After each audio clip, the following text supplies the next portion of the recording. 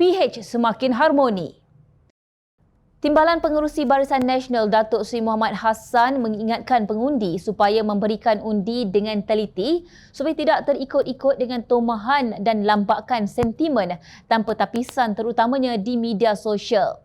Kita sebagai rakyat mesti berupaya untuk meneliti mana betul, mana yang tidak. Di situ nanti kita boleh melihat siapa yang bercakap benar dan sentiasa sahaja melemparkan tomahan dan melemparkan fitnah dalam pilihan raya ini, kata Muhammad yang juga Menteri Pertahanan dipetik media.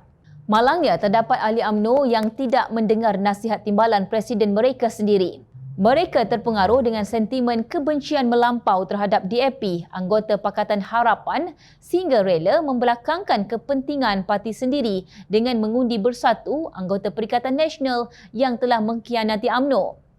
Sedangkan Bersatu didakwa oleh pengerusi Pakatan Harapan, Datuk Seri Anwar Ibrahim pernah mencuba mengharamkan UMNO.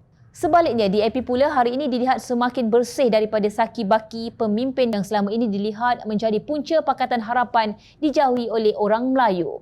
Antaranya berpunca daripada Dr. P. Ramasamy yang baru-baru ini melepaskan jawatannya sebagai Timbalan Pengerusi DAP Pulau Pinang dan Timbalan Ketua Menteri dua negeri tersebut dan sekaligus keluar daripada parti itu. Mengulas mengenainya, Setiausaha Agong DAP, Anthony Loke Siuk Fook yang juga Menteri Pengangkutan berkata, P. Ramasamy tidak sayangkan parti. Dia nak keluar, keluarlah. Kita tak akan merayu sesiapa yang hendak meninggalkan parti dan parti akan terus kukuh. Biasalah ada orang masuk dan ada orang keluar. Tapi ada lebih ramai lagi yang nak masuk. Itu tidak menjejaskan kepada kita, tegasnya lagi.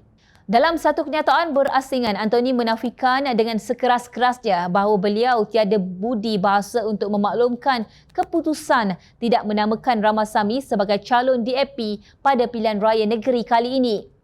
Kata Anthony, pada Selasa 25 Julai 2023, beliau bersama Naib Pengerusi Kebangsaan DAP Nga Koming telah bersemuka dengan setiap penyandang ahli Dewan Undangan Negeri yang tidak dicalonkan semula dalam pilihan raya negeri kali ini sebelum majlis pengumuman calon DAP pada petang yang sama. Beliau menjelaskan bahawa pertemuan itu berlangsung di Ibu Pejabat DAP Pulau Pinang dan turut disertai oleh Pengerusi DAP Pulau Pinang Chow Kon Yew. Saya sendiri memaklumkan keputusan parti kepada mereka, katanya. Beliau melahirkan rasa amat kesal dengan tindakan Ramasamy yang sanggup membohong dalam perkara tersebut. Pembohongan ini menghilangkan semua rasa hormat saya kepada beliau sebagai bekas pensyarah saya, ujarnya. Beliau menegaskan Ramasamy tidak ada keikhlasan dalam keberadaannya untuk DAP. Saya mengulangi bahawa sesiapa sahaja yang meninggalkan parti selepas tidak dicalonkan semula dalam pilihan raya adalah orang yang tidak ikhlas dan setia kepada perjuangan parti. Mereka hanya menunggang parti demi kedudukan dan jawatan. Apabila tiada jawatan lagi, parti ditinggalkan, bidasnya lagi. Bagaimanapun, keputusan Ramasamy untuk meninggalkan DAP itu dilihat oleh aktivis pro Pakatan Harapan sebagai berita gembira.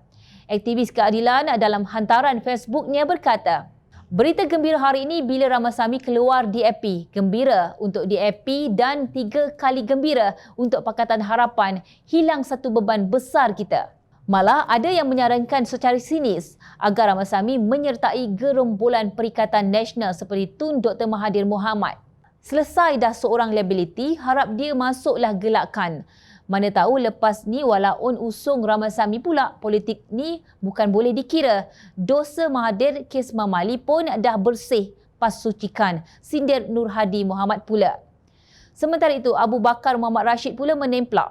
Kawan aku dekat grup Taqwa berkata, Ramasamy boleh join Dewan Himpunan Pendukung PAS, lepas tu boleh claim bermimpi jumpa Nabi. Sementara itu, dalam satu perkembangan yang berkaitan, Perdana Menteri Datuk Seri Anwar Ibrahim berkata beliau telah mengemukakan cadangan kepada Yang di-Pertuan Agong Al-Sultan Abdullah Riyatuddin Al-Mustafa Billah Shah dan Sultan Selangor Sultan Shahruddin Idris Shah supaya tindakan tegas diambil terhadap mana-mana pihak yang mempermainkan atau menunggang agama Islam. Kalau kamu tunggang agama, permainkan hukum Allah, menghukum orang, menfitnah orang, fitnah yang besar, nak kafirkan orang yang tak sokong dia adalah musuh Allah, saya nak beritahu malam ini, We will not tolerate with the nonsense. Kita tak akan bertolak ansur dengan karut ini, tegasnya lagi.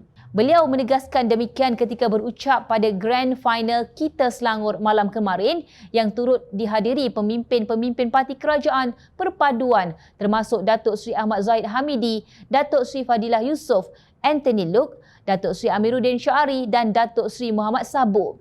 Anwar berkata cadangan itu bagi mempertahankan kepentingan semua rakyat Malaysia, bukan saja orang Melayu. Kita jamin keistimewaan orang Melayu dan Bumiputera dan kita mulakan kedaulatan Raja-Raja Melayu, tegasnya. Maknanya jelas, mana-mana perbuatan hina menghina antara satu sama lain berkaitan agama tidak akan ditoleransi. Justru pada pilihan raya negeri nanti, pilihlah pemimpin yang berakhlak mulia dan yang lebih mengutamakan masalah rakyat daripada kepentingan serta masalah peribadi atau ahli keluarganya. Sungguh, prinsip Islam menekankan pemilihan pemimpin yang dapat menjaga kepentingan umat dan agama. Namun, pada masa yang sama, rakyat daripada semua kaum berhak disantuni dan mendapat pembelaan. Pekakkan telinga daripada tomahan dan adu domba yang boleh meracuni pemikiran sehingga menyebabkan pertelingkahan, perselisihan dan perpecahan.